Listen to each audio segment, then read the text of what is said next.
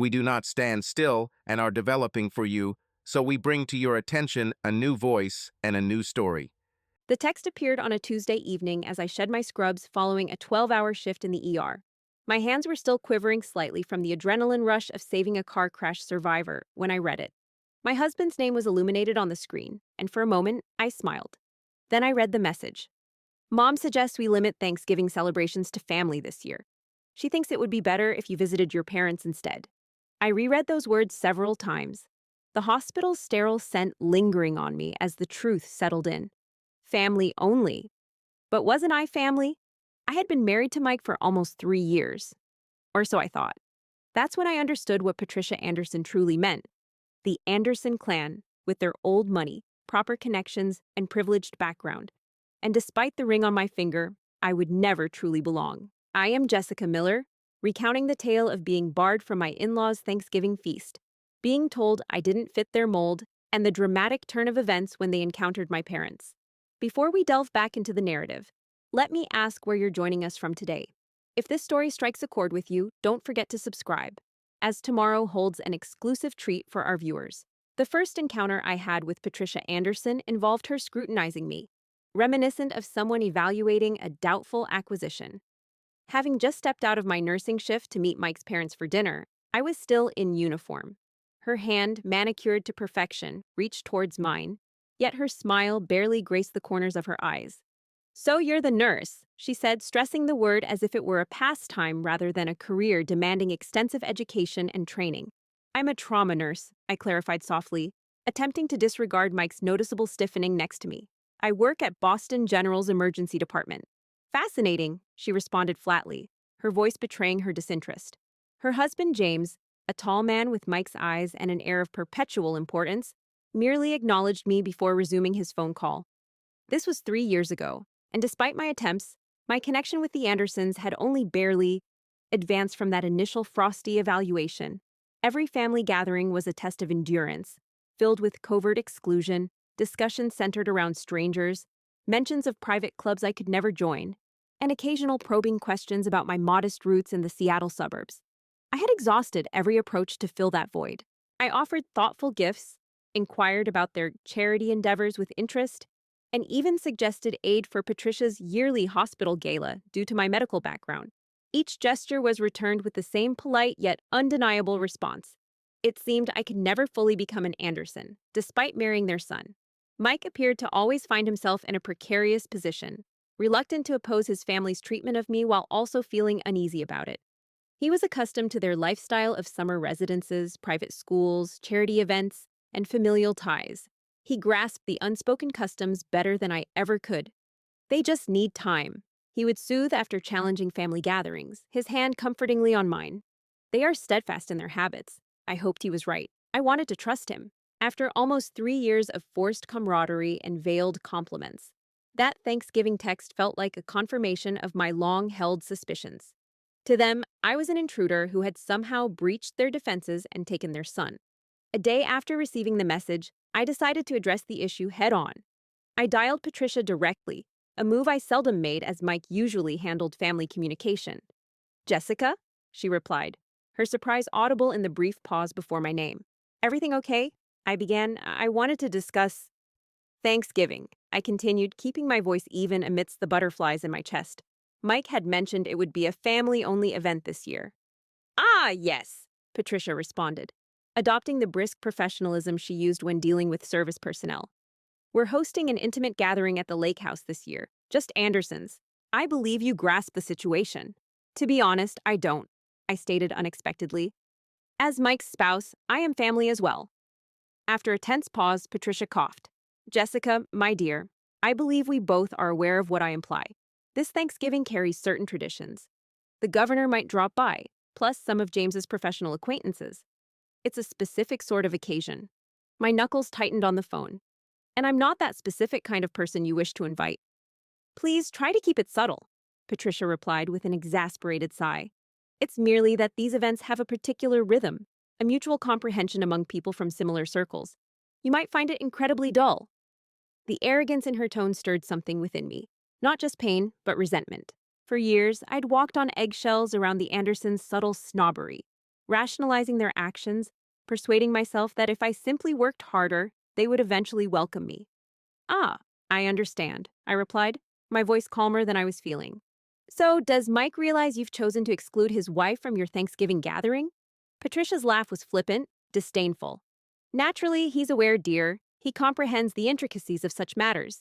He was brought up with these traditions. The unspoken message lingered between us. Unlike you, following our conversation, I found myself on our balcony overlooking the city, struggling to make sense of what had transpired.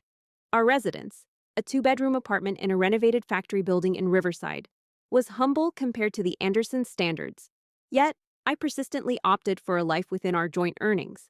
I desired us to construct something together, rather than simply drift into the privileged lifestyle his family anticipated for him. The irony wasn't escaping me.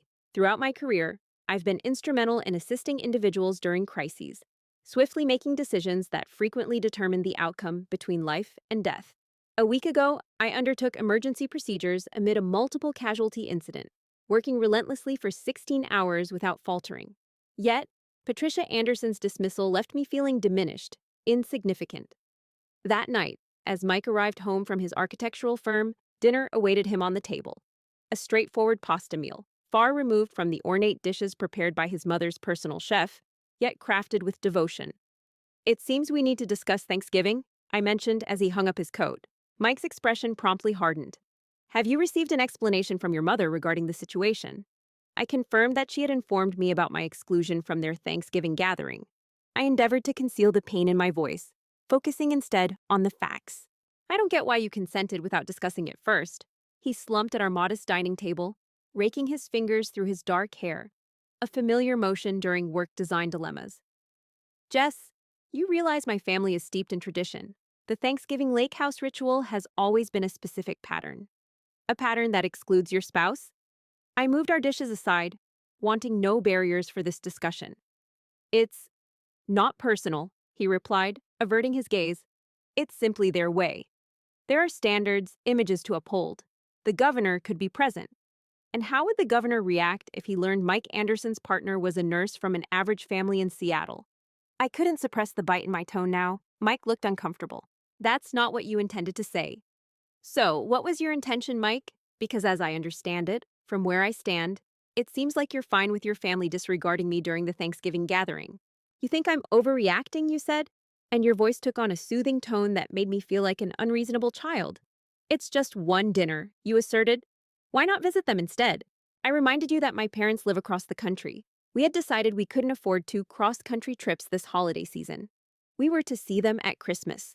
You suggested paying for my ticket, as if that resolved everything. I felt compelled to move away from you before I said something irreversible. What I wanted to express, Mike, is that your family is intentionally excluding me. And instead of supporting me, or us, you're going along with it. You tried to take my hand, but I withdrew. It's more intricate than you realize, Jess.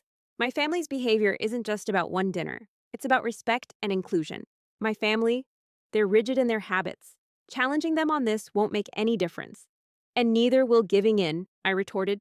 If we don't establish boundaries somewhere, they'll continue to encroach, treat me as an outsider. Is that the path you want for our marriage, for our future? The question hung heavy between us, tense and unanswered. As Mike's phone buzzed with a text message, he glanced at it reflexively. It's my mother, he murmured, his face conflicted. She's asking if we've decided about Thanksgiving yet. In that instant, watching my husband waver between me and his mother, I understood the battle ahead. This wasn't simply about a holiday feast. It was about where Mike's allegiances genuinely resided, about whether our marriage could withstand being chronically sabotaged by the family that molded him. Tell her whatever you wish, I whispered.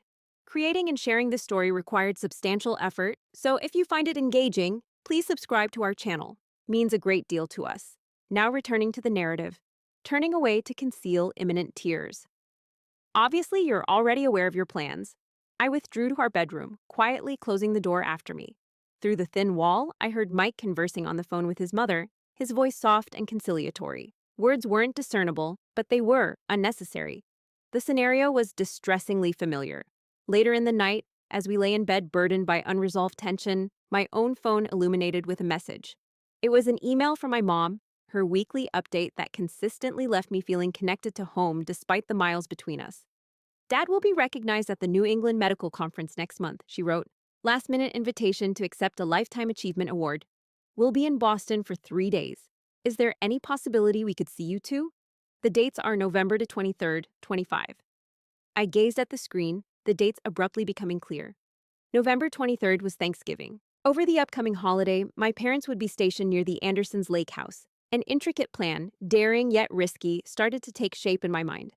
The symmetry was impeccable. Patricia Anderson had dismissed me as unsuitable based on her prejudiced views of my origins, family, and perceived worth in their exclusive circle. What if these preconceived notions were shattered? What if the Andersons encountered my parents? Not as I depicted them. They would be introduced simply as Dad is a physician, Mom is an educator. However, they were much more than that, lying beside my slumbering spouse in our humble abode. In that moment, I made a resolution. The Andersons sought a Thanksgiving with a particular demographic. I would provide exactly that, but not as they anticipated. I replied, a swift message to my mother. Impeccable timing. How do you feel about Thanksgiving at Mike's family? It seems appropriate for the Millers to meet you. The next day, I dialed the lake house directly. Knowing Patricia would likely be in her son's room having morning tea while reviewing correspondence, a routine Mike had once compared to religious observance. Residents of Anderson, the housekeeper answered, her voice both professional and friendly. Maria had always been kind to me, perhaps sensing a fellow outsider amidst the Anderson crowd. Good morning, Maria. This is Jessica Miller, Mike's wife. Is Mrs. Anderson available? Just a moment, Mrs. Miller. The wait seemed endless as I rehearsed what I would say and how I would introduce this new development without disclosing my intentions too soon. Jessica, Patricia's voice was cool and collected. Have you and Mike finalized your Thanksgiving plans? In fact, that's why I'm calling, I said, injecting a degree of excitement I wasn't entirely feeling. Remarkable news. A coincidence has occurred? You mentioned that your parents will be in Boston during Thanksgiving since your father was invited to the New England Medical Conference and is receiving an award there. They plan to stay for 3 days, and they are excited to finally meet Mike's family. You suggested that we could all celebrate Thanksgiving together, as your parents have heard a lot about him. There was a moment of silence, implying Patricia was reconsidering the situation. She then inquired if your father is indeed attending the medical conference and expressed curiosity about his profession in medicine. He's a neurosurgeon at Seattle Presbyterian. I see. The response implied reevaluation. Is your mother also going? Yes, she's managed to take time off from her department at the university. I left the specifics unmentioned, allowing Patricia to deduce for herself. Well, she eventually said, her voice becoming warmer, maybe we should rethink our Thanksgiving plans. It would be delightful to finally meet your parents after such a long time. Are you certain? I asked hesitantly. I wouldn't want to disrupt your family customs. As you pointed out, it's a particular kind of celebration. Ridiculous, Patricia responded calmly. Anyone who raised someone as admirable as you must be remarkable individuals. We would be privileged to have them with us. The sudden change in approach, had it not been so telling, could have been amusing. A single hint that my parents might be influential figures. And all of a sudden, the Anderson Thanksgiving invitations were extended. How thoughtful of you, I replied, maintaining a neutral tone despite the mix of vindication and disappointment stirring inside me. I'll inform them immediately. Hanging up, I pondered what Patricia might be envisioning now. Maybe my father as the head of surgery, my mother in a departmental role, both fitting perfectly into the Anderson world of achievements and prestige. She wasn't entirely off base, but she had overlooked something essential about Thomas and Catherine Miller, something I was relying on to make this Thanksgiving exceptional. That night, as I shared the news of my parents' visit and Patricia's sudden change of heart with Mike, he appeared both relieved and wary. You invited your parents without even meeting them first? I shrugged, focusing on folding laundry to avoid his gaze. I mentioned Dad's medical conference. She seemed intrigued. Mike furrowed his brow. You rarely discuss your dad's work with my family. It hadn't mattered before, he mused. But could you clarify your father's occupation? You always just mention medicine. Simply put, he's a medical professional, I replied. He gazed at me intently then, probing the depths of my background. Our relationship had developed rapidly, concentrating on our immediate bond rather than past experiences. We first met when he hurt his wrist during a charity baseball game and came to the ER for treatment during one of my night shifts. My father is Dr. Thomas Miller, I whispered. He's head of neurosurgery at Seattle Presbyterian Hospital and an esteemed researcher focusing on traumatic brain injuries. He's receiving a Lifetime Achievement Award for his work at the upcoming conference. Mike's eyes grew wide. Your father is Dr. Thomas Miller? The renowned Dr. Thomas Miller? I had a university professor who referenced his research. I nodded, tidying my fresh scrubs for the next shift. Catherine Miller, who leads the economics department at Washington State and has counseled 2 governors on healthcare policies, was the subject of a revelation that left Mike perplexed. Why didn't you share this with me? He inquired, evident confusion in his tone. It shouldn't have made a difference to you, I explained. I desired for your family to embrace me based on who I am, not my lineage. I sought your affection because of myself, not my connections. Mike sighed and leaned against the bed's edge. For years, your parents have been treated as though they are insignificant by my mother, while in reality, they hold a similar standing to the people she aspires to impress. I acknowledge this statement. However, let me clarify something about my parents, Mike. They never prioritized impressing individuals like your mother. Instead, they valued substance over status. They instilled in me that actions matter less than treating others with respect. Mike's voice hinted at concern as he added, it appears your parents will be joining us for Thanksgiving at the lake house. Doesn't she realize the situation we're in? I chuckled, feeling a burden ease from me. No, not entirely. Yet I believe it's precisely what our family requires. While readying myself for my night shift, I sensed a fresh determination. This Thanksgiving would not only validate my worth to the Andersons, it would demonstrate an alternative method of assessing worth altogether. Perhaps, just perhaps, it would aid Mike in making the necessary decision. Not simply regarding the dinner, but about crafting the life we'd construct together.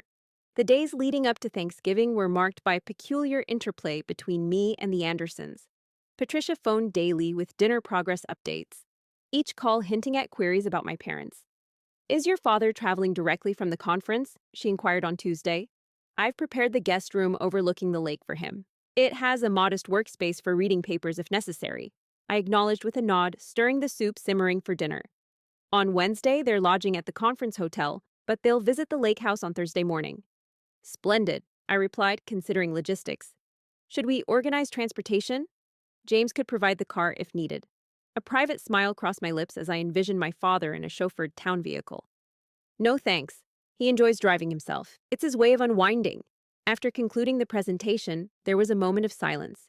Indeed, very self-reliant, a commendable quality. Every discussion followed this predictable path. Patricia probing for details, me supplying sufficient information to sustain her curiosity without unveiling the complete portrait of my parents' true selves. By Thursday evening, Patricia had transformed the Thanksgiving dinner from a modest family event into what Mike referred to as a grand Anderson spectacle. Fine china, fresh floral arrangements delivered from New York, and an extended menu tailored for guests from the medical academic community. As we drove home following a stressful pre-Thanksgiving planning meeting, Mike noted, Mom's really going all out. Recalling a similar level of enthusiasm during the garden party when the governor's wife visited, he added, You seem to be making some assumptions about my parents, I remarked as I watched the city lights streak by our car window. Mike looked concerned. Aren't you setting them up for disappointment? He questioned. I faced him squarely. I'm not setting anyone up, Mike. I'm just letting your mother meet my parents as they truly are. If her assumptions differ from actuality, it's not my fault. However, you were aware of how she would respond when you brought up your father's conference. You chose to remain passive. Let her form her own opinions. I interjected. A touch of anger surfacing, I stated facts. Your mother reached her own conclusions based on her own values, not manipulation. That's just her perspective at play. He remained silent, his grip tight on the steering wheel as he navigated through traffic. After some time he spoke again, his voice softer. I don't want Thanksgiving to become a battleground. Neither do I reassured him, reaching out to touch his arm. However, something needs to change, Mike. We can't keep living like this, me being judged and found wanting, you stuck in the middle. Maybe meeting my parents will help your family see me differently. Or perhaps it will make things even worse, he murmured. I didn't have an answer for that scenario. The upcoming Thanksgiving was uncertain for me, as the current dynamic wasn't sustainable if we wished our marriage to endure. The following day, I informed my parents about the potential challenges at the Anderson Lake House. My mother responded, her tone filled with amusement rather than criticism. So, these are the infamous in-laws we rarely discuss? The ones who believe our Jessie isn't good enough for their cherished son? I replied, Mom, it's not as simple as that. The Andersons view the world in a specific manner. Everything revolves around connections, appearances, and preserving their status. My father commented from behind, "Sounds draining." He then asked, "Do they ever simply watch a game and eat chips?" I laughed despite my apprehension. Not that I've observed, everything is an event for them. Family dinners, however casual, consist of 3 courses and discussions about well-off summer island dwellers. Indeed, Mom stated firmly, "The Millers are in for a treat with us. We'll be serving our renowned cranberry relish and your favorite sweater-wearing dad's specialty." I heard Dad interject, "Catherine, that's my lucky sweater for presentations." Their back-and-forth conversation eased something within me, recalling the warm, successful, yet unassuming household of my upbringing. "There's something else you should be aware of," I mentioned cautiously. "Patricia, Mike's mother, thinks you belong to a specific image or status, one that would impress people like the Andersons." Mom inquired curiously, "What kind of image?" She altered her stance about Thanksgiving upon hearing of my father's award and the conference. Suddenly, I was welcomed, and she was eager to cater to both of us. My father chuckled, commenting that it seemed she believed we were influential figures who could enhance her social status if associated with us. Something like that, I conceded, stating I hadn't misled her, but had let her assumptions persist uncorrected. Mom then inquired about our course of action regarding this newfound knowledge. Pondering, I replied, "Merely be yourselves. That's all I desire. Not to humiliate or make a statement, but simply to continue being the parents who nurtured and instilled values in me," Dad affirmed. "We can certainly manage that," he added, hinting at his plans for humor on our journey. The humor section on neurosurgery is notably cringe-worthy. "Thomas," Mom scolded, her voice hinting at amusement, "you're not planning to bombard your daughter's in-laws with medical jokes." "Time will tell," he responded, feigning solemnity. "If a comical situation arises, I must be ready to inject some humor. It's the Hippocratic Oath." Upon hanging up, I felt a blend of excitement and apprehension. My parents were due in Boston tomorrow night, with Thanksgiving only 2 days away.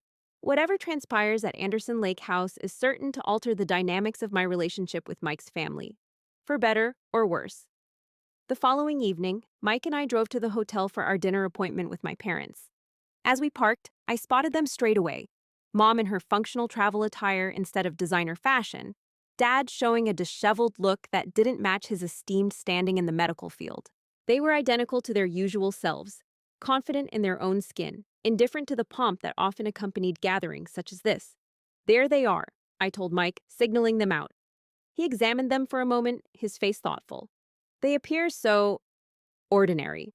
I raised an eyebrow at him. "What did you expect?" He apologetically shrugged, looking slightly ashamed. "I'm not sure. Considering their accomplishments, perhaps something different." "More like your parents?" I suggested delicately. He nodded, visibly embarrassed. "Apparently, I have been influenced to assume a specific image corresponds with certain achievements. That's what I've been fighting against since we got married, Mike. That's the mentality I've been advocating against. Value isn't about physical appearance or connections. It's about the kind of person you are." Before he could reply, my parents noticed us and waved excitedly. My father enveloped me in a bear-like embrace, imbued with his customary aftershave scent, while my mother tenderly hugged Mike. "Here is the architect who won our daughter's affection," she commented, stepping back slightly for inspection. "You aced the initial test, that smile when you spotted her. That's what a mother looks for." Mike colored slightly, taken aback by such direct evaluation. "It's a pleasure to finally make your acquaintance," he said. "Jess talks about you a lot." "I hope all she says is terrible things about me," Dad quipped, slapping Mike on the shoulder jovially. A healthy apprehension of in-laws serves as a strong foundation for any marriage. At an informal restaurant close to the hotel, I observed my spouse engaging with my parents during dinner. To my surprise, he began rigid and formal, but as the conversation flowed effortlessly from subject to subject without the structured rigidity of Anderson family dinners, he grew increasingly relaxed. In the dining area, my father recounted ER anecdotes that caused Mike to laugh heartily until tears streamed down his face, while my mother initiated a contemplative conversation about urban design with him, sparking his architectural enthusiasm. "Your designs manage to harmonize function and aesthetics," she noted after he displayed images of his current project on his phone.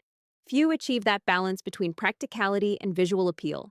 "Thank you," Mike replied gratefully for her genuine curiosity. Many clients merely seek an impressive appearance. They often overlook the consideration given to making a space truly functional for its users. My father hinted subtly with a raised eyebrow, and his remark struck home. Mike looked back and forth between my father and me, a fresh realization in his eyes.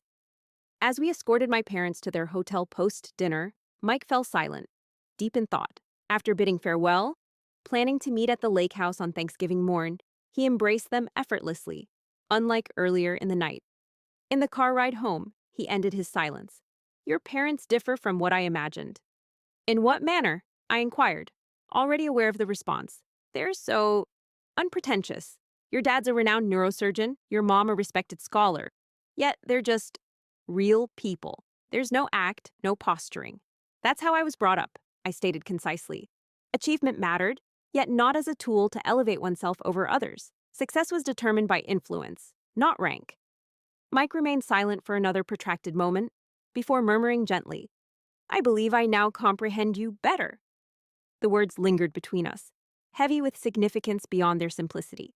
For possibly the first time, Mike comprehended the principles that had molded me, and consequently, the turmoil that had been accumulating since I became part of his family. What do you believe will transpire tomorrow? He inquired as we parked in our apartment building's garage. I pondered over the question. I imagine she'll be taken aback, was my response. Whether it's a positive shock or a letdown depends on what she truly desires. And what do you believe that is? He wondered. I believe she seeks validation, I answered. To be precise, confirmation that the standards she has used to gauge her worth throughout her life are accurate. That prestige, relationships, and appearances truly hold the most significance. And your parents won't provide her with that? Mike deduced. Yes, they won't, but perhaps they'll offer her something more precious instead, I suggested. The Thanksgiving morning was bright and frosty, a typical late November day hinting at winter's arrival. On our drive to the lake house, the surroundings shifted from city congestion to wealthy suburbs before reaching the exclusive lakeside community where the Anderson family compound was located. A grand colonial revival with white pillars and symmetrical design.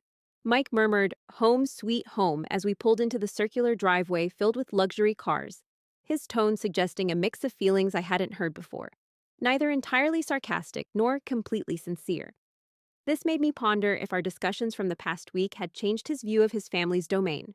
Patricia greeted us at the door, dressed impeccably in cashmere and pearls even though it was barely 9, her hair styled and makeup perfect.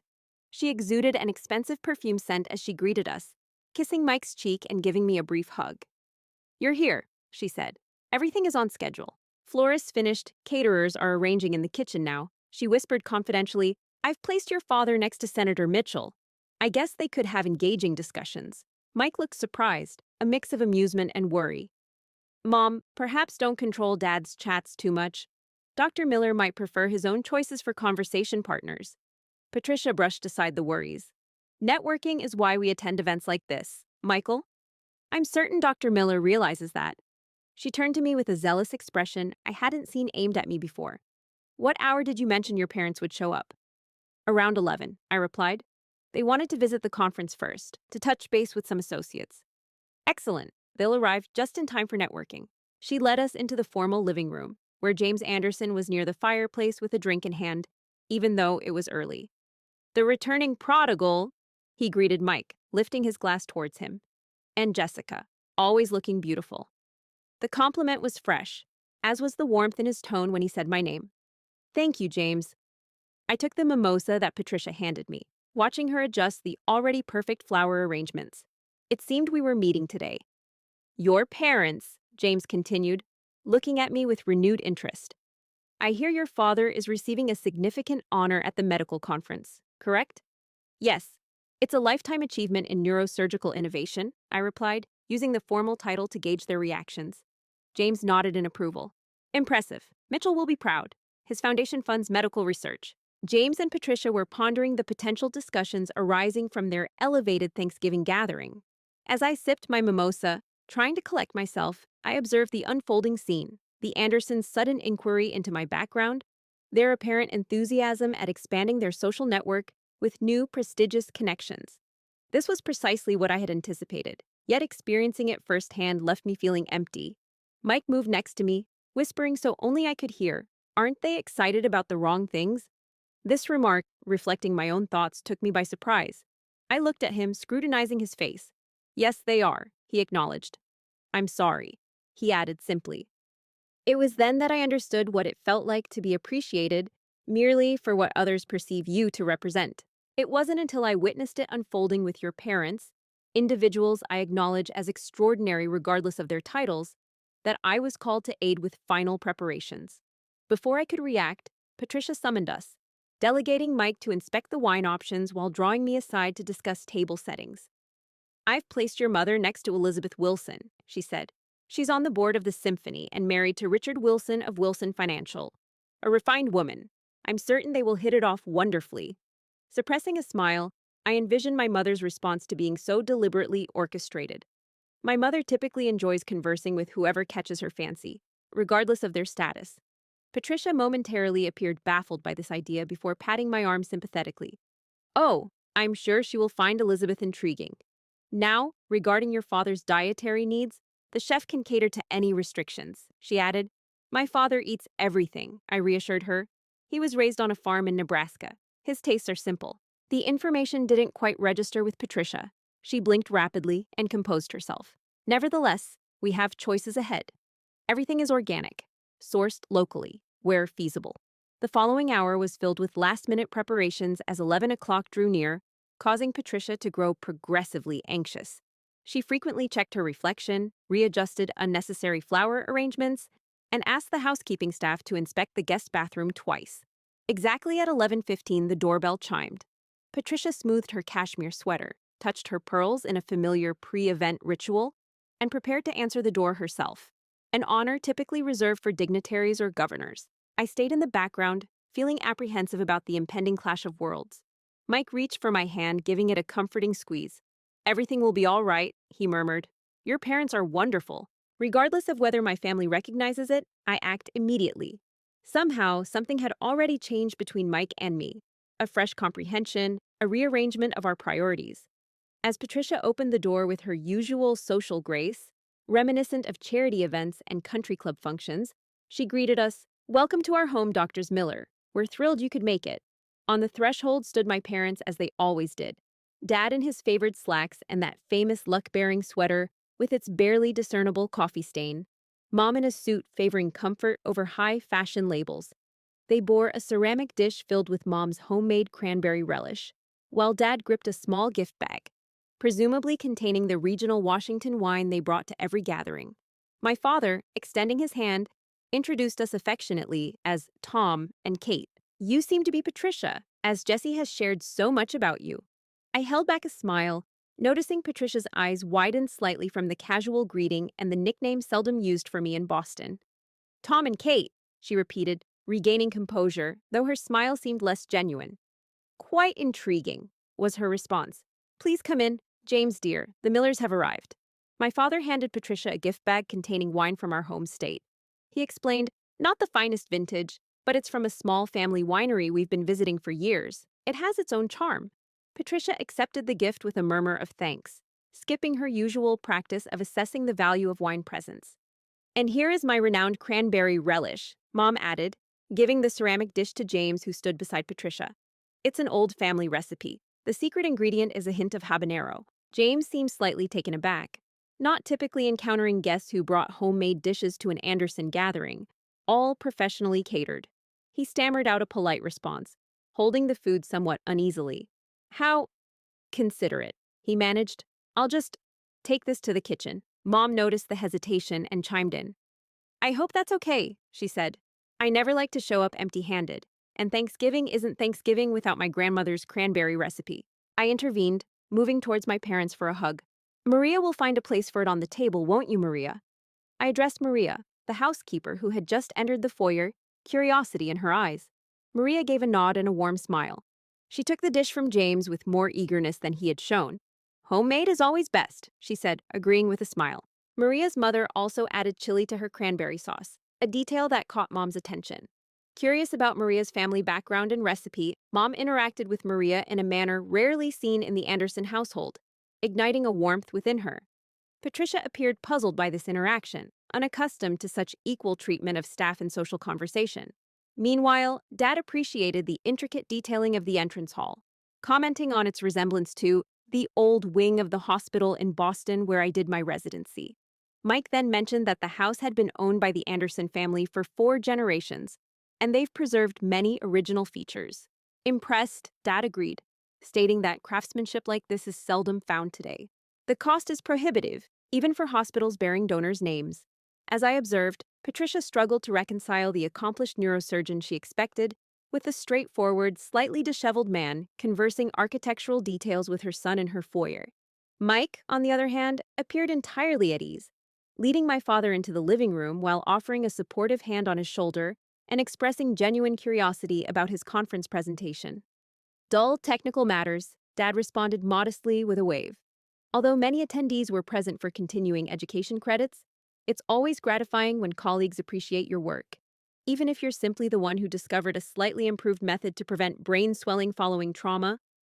Simply the one who revolutionized emergency neurosurgical procedures and saved countless lives, I countered with affectionate exasperation. Dad winked at me in response. Fine points, fine points. Are you seeing a genuine fire in the fireplace now?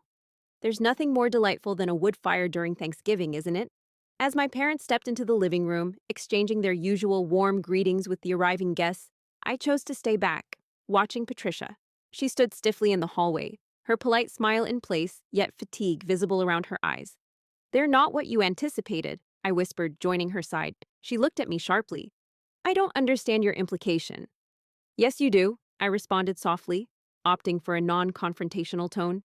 You thought you'd encounter glamour and high society, along with the polished act the Andersons have mastered. However, my parents aren't like that. They never have been. Patricia's lips tightened slightly.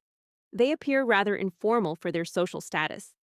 Their status doesn't matter to them, I clarified. What they do and who they assist matters, but titles and appearances, those are inconsequential. Before Patricia could answer, Elizabeth Wilson, her curiosity clear on her face, approached. Patricia, love, are these Jessica's parents who just arrived? The neurosurgeon and the economist? Patricia adjusted herself, her social defense mechanism reactivating. Yes, Dr. and Dr. Miller. They're here for the medical conference. Tom is receiving an award. She subtly underscored my father's first name to suggest that their familiarity was not hers, but their choice. How delightful, Elizabeth exclaimed. Richard will be thrilled to meet them. His foundation supports several medical research projects. As Elizabeth walked towards the living room, Patricia looked back at me, her countenance cryptic. We should mingle with the others. Just arrived as the senator, and he insists on meeting your father, I acknowledged, leading her into the room where social dynamics were shifting due to my parents' sudden arrival. My father stood by the fireplace, engaging in a lively tale with Mike and James, while my mother conversed with Maria and another staff member, engaged by her genuine inquiries about their families and holiday customs. The senator, an elegant gentleman in his 60s, loitered nearby, seeming to wait for the right moment to present himself to the honored guest. Promptly, Patricia stepped in to expedite this, her innate ability to manage social situations emerging even amidst her apparent unease. Senator Mitchell, she announced, gently touching my father's arm to get his focus, allow me to introduce your father's name. Thomas Miller, head of neurosurgery at Seattle Presbyterian, and tonight's award recipient at the medical conference. My father turned, wiping his hand on his trousers before offering it to the senator. Call me Tom, if you don't mind, and I can assure you that my handshake is much improved since untangling myself. The senator chuckled, seemingly impressed by my father's casual demeanor. Nice to meet you, Tom. I've heard great things about your pioneering work in traumatic brain injury treatment.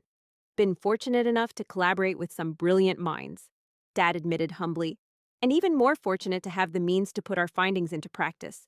Not every hospital enjoys that privilege. The conversation soon moved to healthcare policy and funding disparities, with my father skipping formalities to address matters close to his heart.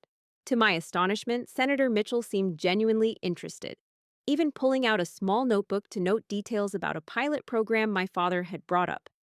Meanwhile, on the other side of the room, I noticed my mother holding an audience of her own. It wasn't the high society ladies, Patricia strategically seated next to her, but rather a group consisting of staff members and younger guests, including Mike's sister, Amanda. She listened attentively as Mom expounded on healthcare economics from a patient's viewpoint. Numbers are irrelevant if people can't receive care, she said, her fervor for the topic apparent in her animated gestures. My research team is examining the relationship between proximity to emergency services and survival rates across various economic backgrounds. The disparities are alarming. Amanda, who I knew was contemplating medical school despite her parents' push for law, seemed enthralled. Could telehealth aid in filling some of these gaps? She inquired. Definitely, Mom responded, but it necessitates substantial investment in technology infrastructure for disadvantaged communities. The usability of technology is contingent upon the systems that sustain it. The dialogue evolved spontaneously, disrupting Patricia's meticulously arranged seating layout and social groupings. As guests headed towards dinner, they tended to gather around topics of interest rather than based on social standing. With my parents at the center of serious discussions unrelated to networking or image management, Patricia watched, her controlled Thanksgiving manners fading as genuine engagement supplanted social pretense. Mike joined me, sporting a look of amazement. Your parents are quite extraordinary, he noted. They fundamentally altered the atmosphere here, I commented, yet I couldn't help feeling a surge of pride in my tone. This is just who they are, he countered gently. They've always been this way, and that's what makes it extraordinary, I noted, as an aside. Did you catch that? The governor engaged in a discussion about rural health care with your mom instead of the usual property tax talk with my dad. That rarely happens at Anderson gatherings, he added. As we settled into our seats around the reconfigured dining table, following Patricia's meticulous arrangement as guests continued their conversations, I noticed my mom assisting Maria in serving the cranberry relish, encouraging it to be placed beside the caterer's fancier version. Variety is the essence of life, she announced jovially, winking at me from across the table. At the head of the table, Patricia, adjacent to an engrossed Senator Mitchell and my father in discussion, resembled a woman observing a sandcastle she had crafted getting remolded by an unforeseen tide, not demolished, but altered beyond recognition from her initial design. As James got up to carve the turkey and deliver the traditional Anderson Thanksgiving toast, I pondered over what would transpire next. It seemed a change had occurred in the well-maintained societal structure of the Anderson sphere. I merely wasn't aware yet of what implications this would hold for my position within it or my marriage to the man bred to inherit that world. James, at the table's helm, prepared to slice into the turkey, a heritage bird from an organic farm, and prepared using last month's Gourmet Living magazine's featured recipe, creating a visually stunning scene. Crystal glasses reflecting light from an old chandelier, delicate china shining against an embroidered tablecloth, flower arrangements forming an autumn-hued arrangement along the table. Yet there was a change. The environment no longer felt like the usual meticulously planned Anderson gathering. Instead, it seemed more spontaneous and vibrant. Discussions moved freely across the table rather than sticking to Patricia's customary pairings. The governor's wife engaged in a lively chat with Maria on traditional holiday dishes. Senator Mitchell drew closer to my father to continue their healthcare debate. Even the traditionally reserved Crawford sisters were animated, drawn into my mother's inviting questions about their charitable organization. James coughed, regaining focus in a manner characteristic of someone who is used to leading conversations. Every year in the Anderson household, we paused to show gratitude for our blessings and cherished companions before carving the turkey. The usual hush didn't fall as it had at previous gatherings. Instead, conversations gradually wound down naturally, rather than abruptly ceasing. This time, James took the lead with his usual eloquence, a speaker of choice at board meetings and charity events. We are privileged to have esteemed guests among us this year. Dr. Thomas Miller, whose pioneering work in neurosurgery has saved countless lives, and Dr. Catherine Miller, whose economic research continues to shape policy decisions at the top tier, we welcome warmly. A brief, wordless exchange of glances passed between my parents, a testament to their long-standing partnership. Dad seemed amused. Mom appeared slightly uneasy about the formal acknowledgement.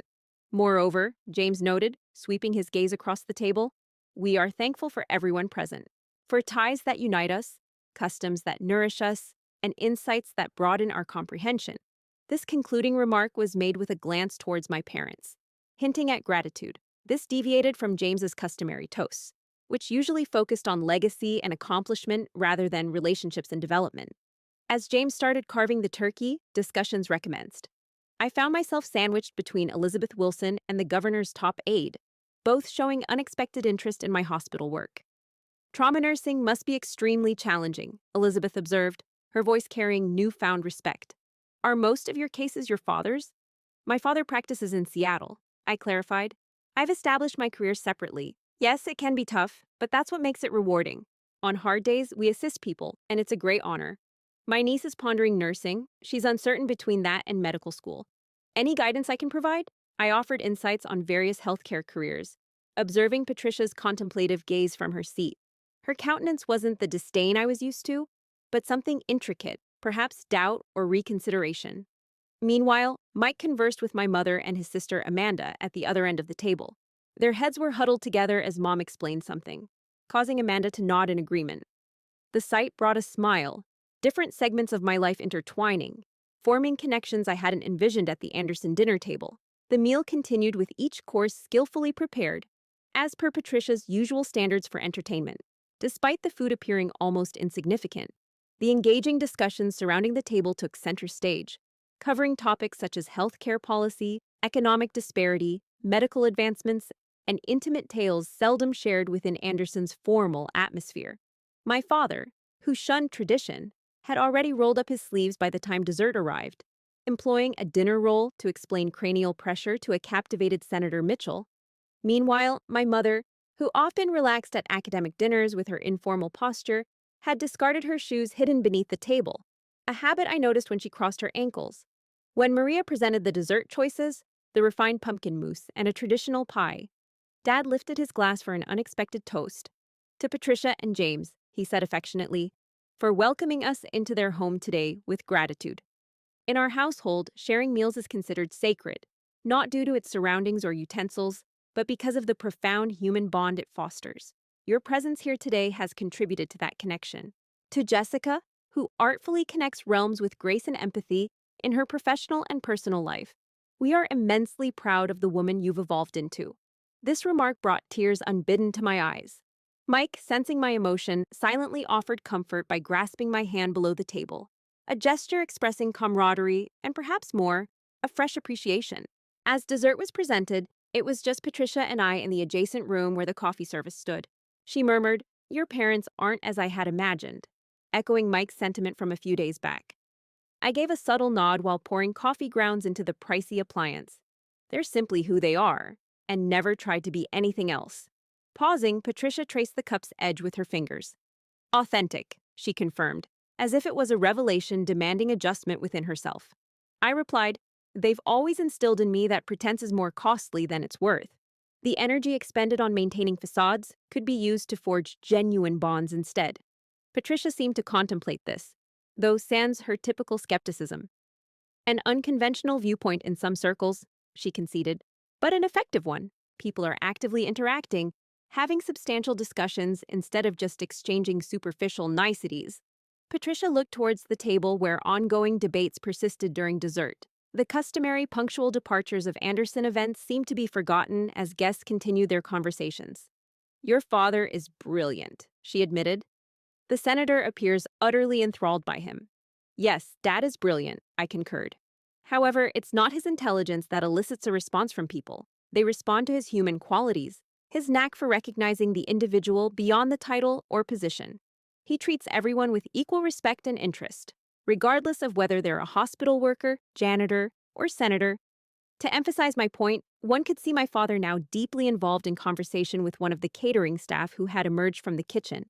The young man spoke enthusiastically about the dessert preparation, holding Dad's full attention and eliciting questions that boosted the caterer's professional confidence. Patricia observed this interchange thoughtfully. "It's quite impressive," she acknowledged. "He has a knack for making people feel at ease." "It's not something he learns," I said. "It's simply who they are, who he is." They prioritize substance over status consistently. Patricia looked at me more intently. "And that's how they brought you up." It wasn't a question, but I nodded regardless. Yes, to perceive individuals, not roles, to evaluate based on character rather than credentials. "That sheds light on you," she said slowly. "Your disagreement with certain aspects of our family's lifestyle." It wasn't disagreement, it was adhering to my own principles. The same principles that make me a good nurse, a good wife to your son. Never did I aspire to alter your family, Patricia. All I desired was acceptance of the real me, not the person you wished I were. A glimmer of understanding flickered across her countenance, swiftly followed by an appearance of unease. She diverted her attention to picking a coffee cup, avoiding eye contact. Eventually she spoke, suggesting we rejoin our guests. The coffee could wait. Upon our return to the table, I observed a transformation in Patricia's behavior. She appeared less attentive to maintaining impressions and more engaged with the genuine discussions taking place. When my mother inquired about the history of the lake house, a sincere question sparked by curiosity rather than appraisal, Patricia shared personal stories from her childhood summers there, instead of the rehearsed lineage I had heard on numerous occasions. My father constructed that dock, she said, gesturing towards the wooden structure jutting into the lake through the dining room windows. He wasn't skilled in handiwork, his strength lay in banking. Yet he was determined to do it himself. It's slightly askew. If you take a close look, my mother was embarrassed, but he was so proud of it, she remarked. That's the most meaningful kind of family legacy, Mom said affectionately. The imperfect things crafted with love. Patricia seemed to ponder this viewpoint for the first time. Indeed, it seems that way, she agreed. As the night unfolded, I noticed subtle but impactful shifts in the traditional Anderson Thanksgiving routine. The strict post-dinner division, men retiring to the study for brandy, women to the sitting room for coffee, ceased to exist as people gravitated towards conversations regardless of gender, conventional roles. My father and the caterer had relocated to the kitchen, now joined by James and the governor, all studying a culinary method with unanticipated camaraderie. Mike located me near the fireplace where I'd momentarily stopped to warm my hands. This isn't typical of Thanksgivings at the Anderson household, he mused, a note of surprise in his tone. Is it good or bad? I questioned, examining his face. Good, he responded promptly. Absolutely good. I've never seen my parents act so genuine, especially Dad, who is genuinely laughing inside. This brought a sense of gratitude within me as I leaned against him. It appears your sister and Mom are getting along well, he added. We both glanced at Amanda and our mother, engaged in a hearty conversation by the window, with my mother's gestures illustrating her words effectively and keeping Amanda captivated. Mom has always been pushing Amanda towards law school, as it's considered the proper path for an Anderson, Mike elucidated. However, Amanda has always been inclined towards medicine. I believe this is the first time Mom has actually listened to what she wants instead of dictating her desires. A round of laughter from the kitchen caught our attention. My father appeared, accompanied by James and the governor, each of them holding fresh beverages and displaying content amusement. Your father has regaled us with an unbelievable account of an emergency operation in a power failure, James D. Dye shared, his customary poise slightly disrupted, illuminated by a camping headlamp. The Bear Lake episode, I acknowledged, recognizing the tale that had transformed into family folklore. My father's preferred demonstration of medical ingenuity. Necessity breeds invention, Dad, I affirmed, though here it seemed more like a harsh taskmaster imposing unrealistic deadlines. The governor chuckled, Thomas, you should address our healthcare summit next spring. We require more voices such as yours. Pragmatic, seasoned, emphasizing real-world solutions. But only if you guarantee substantive policy discussions, not just picture opportunities, Dad responded honestly. I struggle with symbolic gestures lacking tangible outcomes. The governor seemed to admire this frankness. Agreed. Meaningful discourse. I pledge it. We could use more straightforward dialogue in those discussions. As the evening lingered past the usual ending time of Anderson events, I found myself on the lakefront porch, yearning for a moment's peace to contemplate the unanticipated twists of the leisurely day. The night was chilly but crisp, stars mirrored in the tranquil lake, the distorted dock a faint line stretching from the shore. The door behind me creaked open, and I turned, expecting Mike.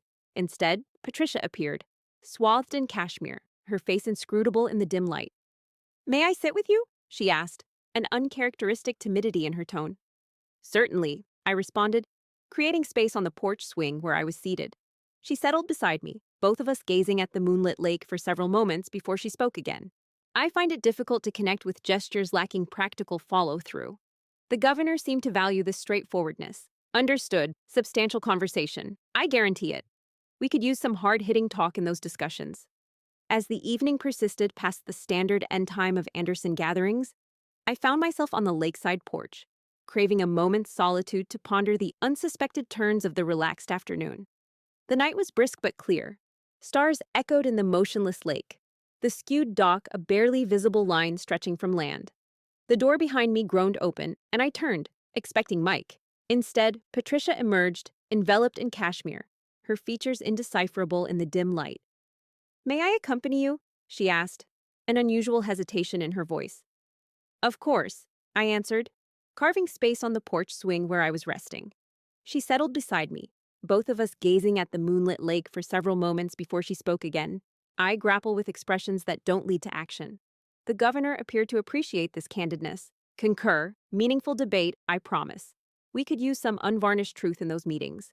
As the evening extended beyond the usual termination of Anderson gatherings, I found myself on the lakefront porch, desiring a moment's calm to reflect upon the unforeseen twists of the placid day. The night was frosty but transparent, stars reflected in the placid lake, the distorted dock a shadowy line stretching from land. The door behind me creaked open and I turned, expecting Mike. Instead, Patricia appeared, wrapped in cashmere, her face impenetrable in the dim light. "May I join you?" she asked, an unusual trepidation in her voice. "Certainly," I replied, creating space on the porch swing where I was seated. She settled beside me, both of us gazing at the moonlit lake for several moments before she spoke again. "I owe you an apology, Jessica.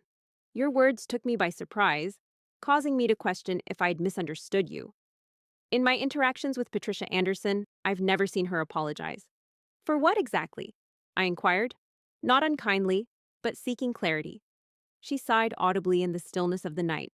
"I misjudged you, assumed I knew what goodness looked like, what substance was made of, and tried to keep you from our family traditions." I listened attentively, allowing her to continue. "I thought I knew what was best for Michael," she added. "I had an ideal partner in mind, and when you didn't fit that image, I decided you didn't belong." I whispered softly. "I see now that I was wrong. Today, meeting your parents and witnessing the people who raised you, I have a clearer understanding." "What do you understand now?" I asked. She stated, somewhat hesitantly, that there are varying types of value, different paths one can traverse through life. Your parents, she stressed, are extraordinary individuals, yet not in the way she initially anticipated. They don't trade their achievements for currency or utilize their positions for social gain. Instead, they remain genuine, as mentioned before. This realization surprised her. In her familiar surroundings, such displays of accomplishment and cultivation of connections are expected, even if sometimes tiresome. Yet, it wasn't until today that she truly questioned this norm. She shifted to face me squarely. She had been unable to shake off a question posed by your mother during dessert. "When was the last time I did something simply because it brought me joy, and not because it was deemed appropriate or expected?" This remark resonated with me, reminding me of your mother. What did you respond? "I couldn't come up with anything," Patricia admitted, sincere worry in her tone. "Absolutely nothing. Isn't that sad? I arrange charity events, sit on boards, and ensure a pristine, home but genuine happiness. I couldn't recall the last time." Her candidness moved me. This side of Patricia Anderson was not what I had envisioned. "There's always room for change," I suggested softly. She nodded, silent for a while before inquiring. "What brings you pleasure, Jessica? True joy?" I pondered the question, acknowledging that she asked it sincerely. "Mainly small things. The sunrise after a night shift when I've helped someone survive against all odds. Reading in bed with Mike on Sunday mornings.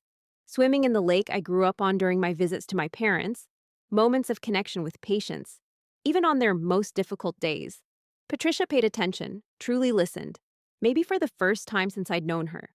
"Your life appears to be quite affluent, aspects I hadn't previously noticed." "It indeed is," I confirmed, "yet not in the conventional ways society often values.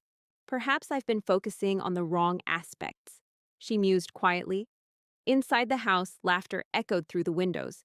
Senator Mitchell's deep voice resonated above the others, followed by my mother's approving reaction. "Your mother just made the sharpest comment about economic policy," Patricia noted, a trace of admiration in her tone. She managed to alter the senator's viewpoint with one succinctly delivered argument.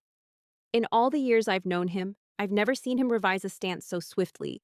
Mom often has that impact on people," I said affectionately. "She aids them by offering perspectives they hadn't considered before." "A useful talent," Patricia acknowledged. "One you seem to possess as well." This caught me off guard. "What do you imply?" she clarified.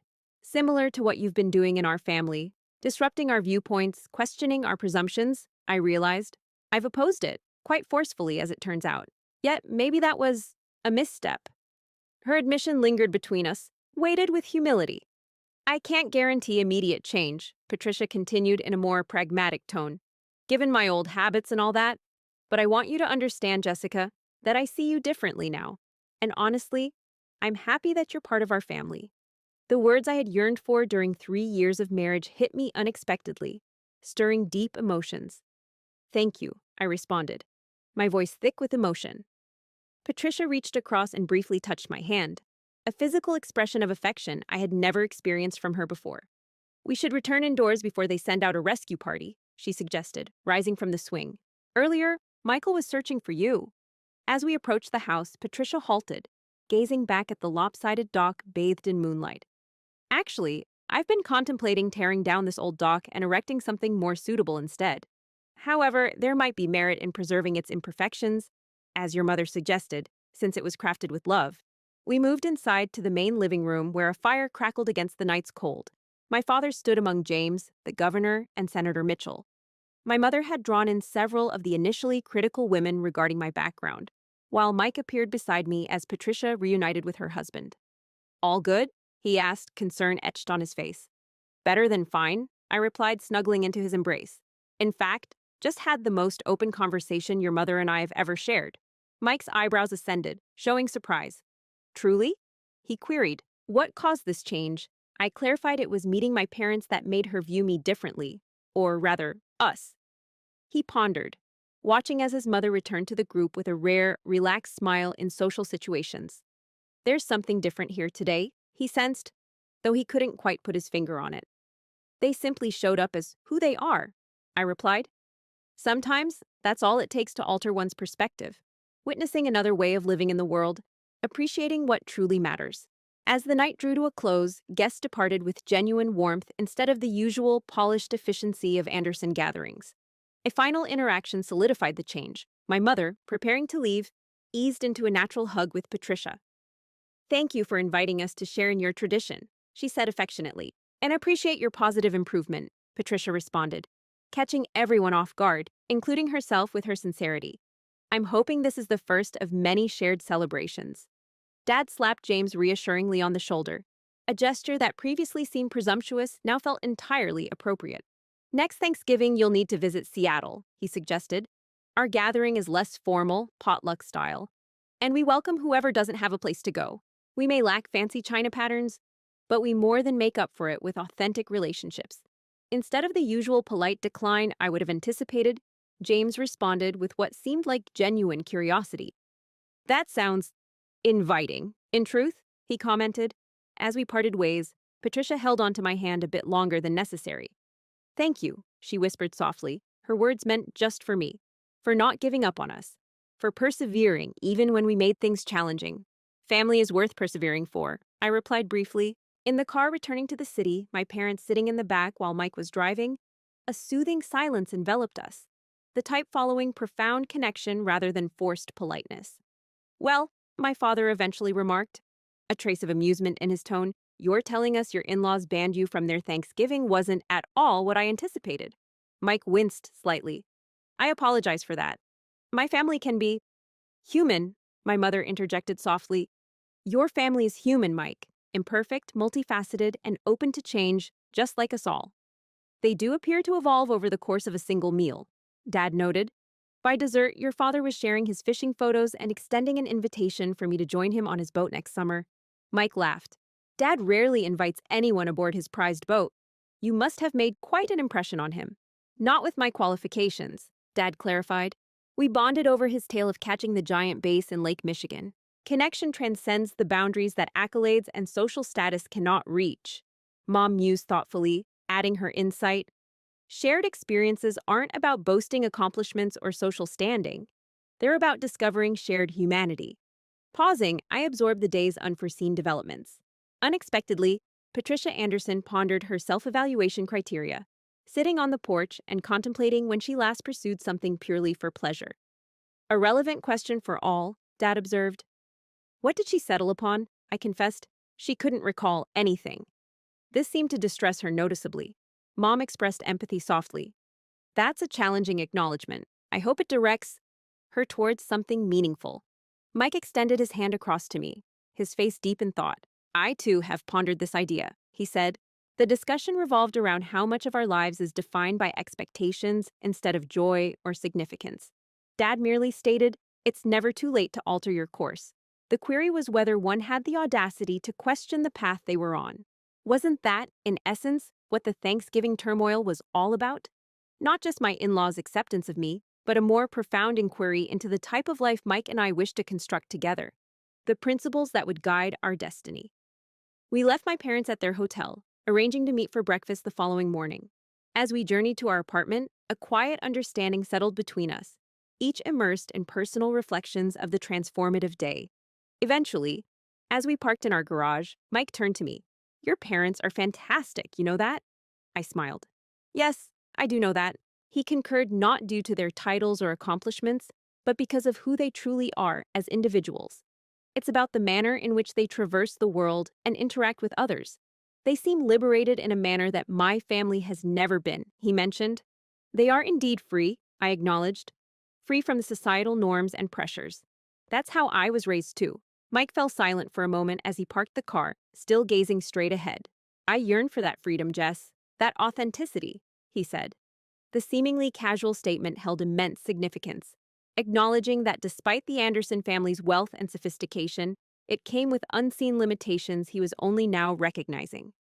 "We can achieve it," I whispered, "but it might involve disappointing certain individuals, setting boundaries, making choices your family may not comprehend." He nodded in agreement. "I understand," he said. "However, after today, I believe my parents may be more receptive to a different way than I would have thought possible. Despite them not being otherwise, I must prioritize us, our principles, our existence, over their assumptions."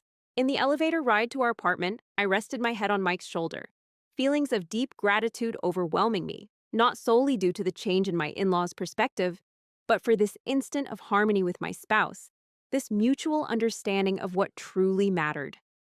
The Thanksgiving that had initially excluded us evolved into something entirely unforeseen. A chance, an opportunity, a fresh chapter in our family narrative where authenticity could potentially take the lead over image, and where the question, "Are you our kind?" was not answered through conformity, but with a soft prompt to reevaluate what our kind truly signified. Christmas came dusted with snow across Boston, turning the city into a picture-perfect holiday card scene. 6 weeks had transpired since the Thanksgiving feast that reconfigured my bond with the Andersons.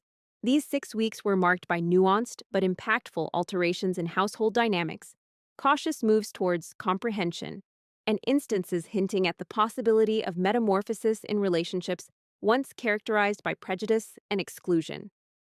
As we loaded our final baggage into the car for the journey to the airport, Mike voiced his doubt. "Perhaps you're certain about this?" He proposed the alternative of spending Christmas locally, traveling to Seattle for New Year's instead. I fastened my coat against the December cold, pondering his suggestion. The decision to celebrate Christmas with my parents in Seattle, and crucially, to have the Andersons accompany us there, progressed from a casual proposition to a resolute agreement without much struggle. However, as our departure date drew nearer, Mike's apprehensions regarding the family reunion resurfaced. I assured him confidently, my breath fogging in the chilly morning air. "All tickets have been secured. My mother has already arranged the guest rooms. Moreover, his mother has contacted me thrice this week to discuss packing for casual Pacific Northwest Christmas," as she puts it. Mike chuckled, but his eyes betrayed lingering unease. I could only imagine his mother draped in St. John knits, seated in your parents' living room amidst your father's fishing trophies and your mother's academic award plaques. A clash of worlds, a bridge between them. I clarified softly. Furthermore, didn't he mention that his mother had discussed buying new hiking boots for the trip? "People can often surprise you," I added. "True," he replied. "Dad even inquired if there would be time to visit the local brewery your father spoke of." Mike shook his head, still seeming disbelieving. "Who are these people, and what has happened to my parents?" Our discussion veered towards travel arrangements as we sped towards the airport. Tomorrow, the Andersons are due to arrive in Seattle, leaving us with a single day for family gatherings before the main event begins. Mike's sister, Amanda, will be accompanying them. Her bond with my mother, formed over shared educational philosophies, has grown to include frequent phone discussions about Amanda's medical school aspirations, a field that Patricia has recently expressed support for due to her admiration of my mother's mentoring passion. As we prepare to board our flight, I found myself contemplating the week since Thanksgiving. The changes have been gradual but considerable. Patricia now contacts me directly, instead of indirectly. Mike expresses curiosity about my hospital work, and James poses thoughtful questions about Mike's teaching plans rather than dismissing them as a passing fancy or distraction. These minor alterations in interaction hint at evolving viewpoints. Our conversation was particularly significant when Mike declared his intent to take up a teaching position and decrease his time at the family business.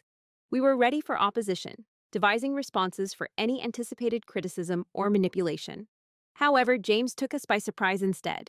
He mentioned that his grandfather had begun teaching architectural theory at an extension school around the same age as Mike, which led to an unexpected connection between Mike's new endeavor and the family legacy he thought he was leaving behind.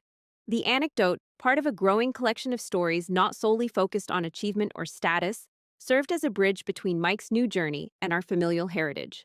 Our flight to Seattle was quiet, with both of us drifting off after the early hours. Upon arrival, the landscape of my youth greeted us with distant mountains, evergreens standing guard against the winter sky, bathed in the unique Pacific Northwest light that always felt like returning home. My parents greeted us at the airport, Dad's embrace hugging me tightly before he patted Mike on the shoulder with sincere warmth. Mom's keen gaze appraised us both, her countenance softening with approval as she noticed a change in our demeanors. "You look good," she said simply, acknowledging that we seemed more at peace with ourselves. Her insightful comment reflected her ability to discern not just external appearances, but the subtle transformation in our bond. The new equilibrium forged from the trials we faced together. The drive to my childhood home was filled with casual chatter, discussing recent hospital news, neighborhood updates, and holiday celebration plans for the upcoming days. The Andersons weren't brought up until we were close to home, when Dad casually mentioned the preparations he had been making. He said the guest rooms were all ready, and even reported that my mother had ordered those specific towels Patricia had suggested, a brand I can't pronounce and which apparently costs more than his first car. "Thomas," my mother admonished softly, though her tone held amusement. We decided to make our guests comfortable without commenting on the expense. Dad simply defended himself by saying he was only stating facts with no judgment intended. "If expensive towels make our guests happy," he said, "he is all for it." I noticed Mike's expression in the back seat, a mix of embarrassment and appreciation for my parents' efforts to cater to his family's preferences without altering their straightforward approach to hospitality. My childhood home greeted us with its familiar scent of pine from the Christmas tree by the window and cinnamon from whatever was baking in the oven.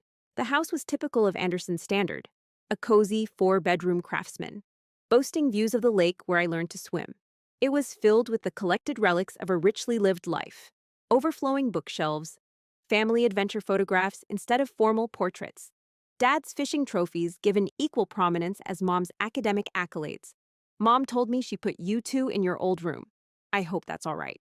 We needed the guest rooms for Patricia and James and for Amanda. "Of course it's fine," I reassured her, leading Mike up the familiar stairs to the bedroom where I spent my teenage years, now featuring a queen bed, but still adorned with many of my childhood keepsakes. Mike examined the room curiously, taking in the swim team medals, the worn books on the shelves, and the science fair ribbons that I'd forgotten were still pinned to the wall. He found himself recognizing teenage you, he mused, as he picked up a framed photo of you in scrubs, evidently from a high school career shadowing day at the hospital. All these aspects of you I was unaware of. "Does it resemble what you thought it would be?" I asked, intrigued by his preconceived notions about your childhood before witnessing it personally. He pondered this, delicately placing the photo back. "It seems accurate," he said eventually, "genuine to who you are, rather than staged or carefully arranged like the bedrooms in my parents' house, where everything was selected to convey a specific image rather than reflect our true selves." His observation highlighted starkly the disparity between our upbringings, the Miller home being lived in, the Anderson home appearing more as a showcase. This fundamental difference in outlook on life has been a significant contributor to many of our marital conflicts. Although neither of us had explicitly articulated it until now, we assembled downstairs with my parents, Dad tending the fire in the Riverstone fireplace that was the focal point of the living room, while Mom arranged a platter of local cheeses and fruits for a casual lunch. "Your mom's been cooking quite a feast," Dad shared as we gathered around the kitchen island. "I think she's prepared more than enough food to cater to half the neighborhood, including the Andersons. She just wants everything to feel inviting," Mom clarified, without the usual apprehension associated with hosting significant guests. Though different, it wasn't off-putting. "I've incorporated some traditional dishes, but nothing too outlandish that might make them uneasy. The thoughtfulness of her preparations, aimed not at impressing, but at bonding, at creating a setting where our families could find shared ground despite their disparities, moved me. They're going to adore it, I reassured her. Even if certain things don't suit their preferences, it's all part of the adventure, exploring the unknown and venturing beyond comfort zones. Dad inserted, in line with straying from familiar territories. James proposed we could squeeze in that fishing trip I mentioned earlier. We're considering it for tomorrow morning before Patricia and Amanda arrive in the afternoon. Care to join us, Mike? The invitation, implicitly extending to my spouse in this male bonding event, took Mike by surprise but filled him with joy. Definitely. However, I should let you know that my fishing expertise is confined to a single summer camp when I was 12. Dad dismissed the worry. Excellent. There's nothing more rewarding than educating someone about the tranquil skill of not catching anything while standing in chilly water. The spontaneous laughter that ensued marked the day with an easygoing, authentic, and tension-free atmosphere, a departure from the anxiety-filled performances typical of our past family get-togethers. Spent the afternoon preparing for Christmas, adorning porch railings with extra lights, expanding the dining table leaf to seat our growing family, wrapped last-minute presents. In the evening, gathered around the fireplace, sipping Mom's homemade hot chocolate laced with peppermint schnapps, Mike turned to my parents with a sincere tone. I want to express my gratitude, he said, the firelight illuminating his features, not merely for hosting Christmas and accepting my family, but for, I suppose, for demonstrating what family signifies, what it ought to be. My parents shared a glance, a silent understanding born from years of companionship. Family isn't about being flawless, Mom said softly. It's about understanding. In a setting conducive to authenticity, people express their true selves, rather than a facade meant for impressions. That's not my truth until now, Mike conceded, but I'm evolving. We all grow through experience. Dad offered realistically. There's no instruction manual for these matters. You strive to improve upon the past, fashioning something beneficial for the people dear to you. The profound insight echoed in the still room, validating Mike and my path. Not discarding family traditions entirely, but redefining them to better align with our ideals and aspirations. The morning broke with gentle snowfall and the anticipated fishing trip. From the kitchen window, I observed Dad teaching casting techniques to Mike and James in the backyard before their excursion to the lake. The trio was an interesting mix. Dad in his worn fishing attire, James looking refined despite borrowed waiter garb, and Mike situated between old and new clothing choices for outdoor wear. They'll be okay, Mom reassured me, observing my concern. Your father has a knack for bridging connections with anyone, and water tends to erase affectation. Indeed, she was correct. Upon their early return due to worsening snowfall, I noticed a change in their interactions. James appeared less stiff, his formal demeanor replaced by genuine excitement as he recounted the steelhead that had eluded him. Thomas thinks it was at least 20 inches, he shared with Patricia, who had joined them with her mandolin while away. Dad acknowledged his catch, praising James for a well-executed technique given his novice status. The compliment, genuine and sincere, visibly pleased James, who stood taller with pride despite his damp clothing and wind-blown appearance. Interestingly, Patricia arrived in jeans and a practical sweater instead of her customary designer wear. She admitted that Catherine advised her on suitable attire for comfort. As otherwise, the thought of my mother-in-law partaking in holiday baking would have seemed absurd weeks earlier. Here she was, exploring the kitchen with curiosity instead of evaluation, discussing family recipes rather than inquiring about the origin of the servingware. Christmas Eve flowed with an organic cadence, our diverse family discovering unforeseen melodies amidst our contrasts. Amanda and my mother delved deeper into medical ethics over cups of tea. Dad was teaching James the intricacies of constructing a good fire, Patricia assisting me in arranging ornaments on the tree, questioning thoughtfully about the tales behind the handmade decorations that had amassed throughout my childhood. She acknowledged, as she hung a salt dough star I made in second grade, "We've never had ornaments like these. Our trees were always professionally adorned, with matching themes and uniform appearance, elegant but devoid of personality." That's the allure of a family tree, I suggested. It's not about the look, it's about the memories and emotions it evokes. The amassing of memories serves as a narrative about your identity and experiences, she acknowledged, running her fingers over a worn decoration.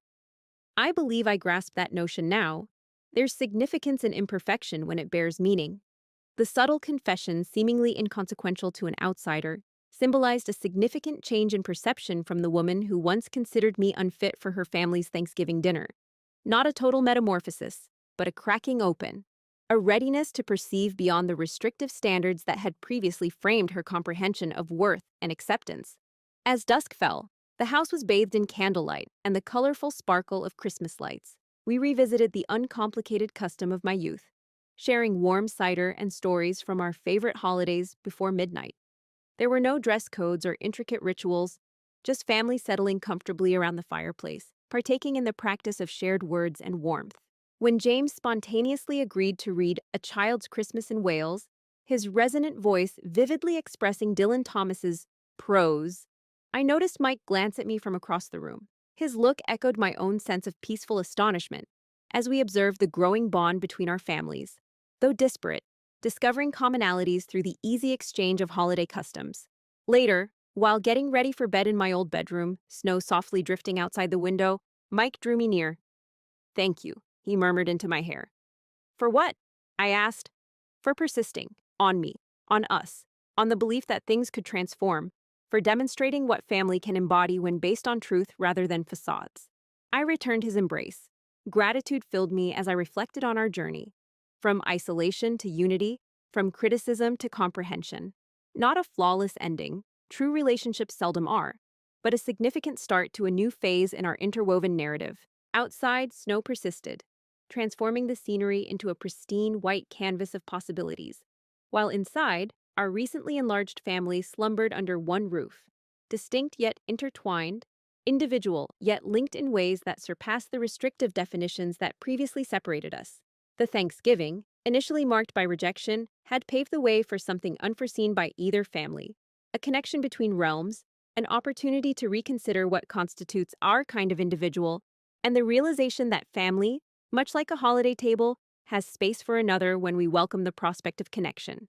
In the near future, you'll find 2 more striking tales right at your fingertips.